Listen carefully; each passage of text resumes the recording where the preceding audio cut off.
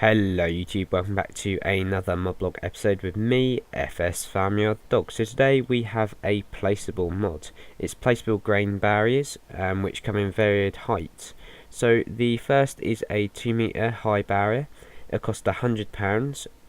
The second is a 3 meter high barrier, which will cost £150, and the third is a 4 meter barrier, which will cost £200. They all do have a £1 maintenance per day, and just as an upkeep cost. So this is what they look like. They are solid grey barriers, classic concrete, biogas bunker style concrete. This is the 1 meter, so it's not too tall, but you can get quite a lot of grain if you were to fill it. And of course they have collisions, and you can't walk into them whatsoever.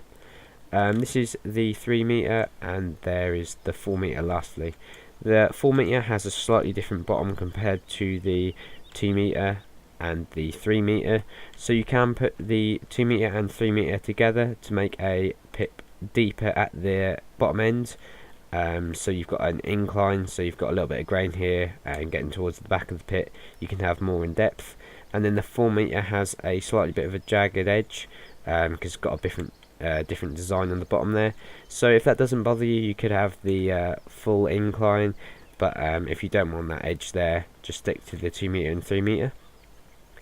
The 2 meter wall here, 3 meter wall silo here, they are fairly hard to place perfectly together, so you do get some ridges like that. But if you take your time and you're careful with placing them together, you can get a nice solid line like this one here. As you can see, I've got some wheat already tipped in here, and you can see the walls stopping it perfectly in line, and it looks really realistic against this angled edge there. You can see the grain along there. And lastly, I've got the full 4 meter, so I will just tip some grain into it to show you what it looks like when it fills up against the wall. So I've got some barley in this one, which I'll tip straight ahead into here. And I'll do it to the side, so hopefully it goes on the wall a little bit, as we don't have too much. So it's the control I to tip, and it will start spilling out the back. So you can see when it comes in contact with the wall, it notices that there's an edge there, and stops it perfectly, and it does work its way up the angled wall like that.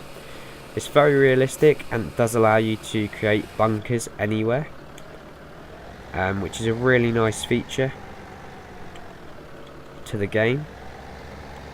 You can store virtually any grain in between these. Anything that you can alternative tip into the pits can be stored, but I did also think it would work really nicely if you want to create a bale stack in the field, and you didn't want them to slide out, especially the round bales. Or you could use it in forestry as well, and keep the bales nice, or keep the logs nice and cozy in between the two walls whilst you're sorting them out. So we'll just get this other trailer, which I forgot I had here, and this is filled with some pig food. I'll just dump this as well, just to show you what it looks like with the slightly larger wall.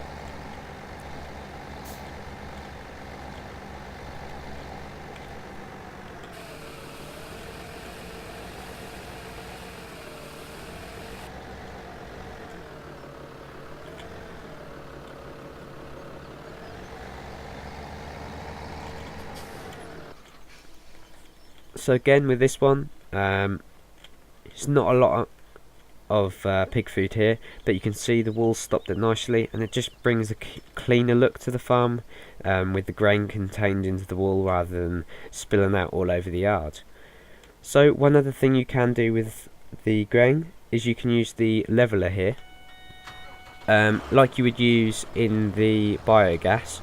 You can also use it here.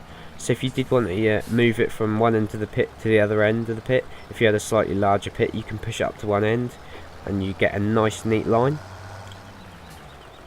and that works really nicely. Filling up again, especially if you've got a large amount going into the pit, and you want to push it towards the back.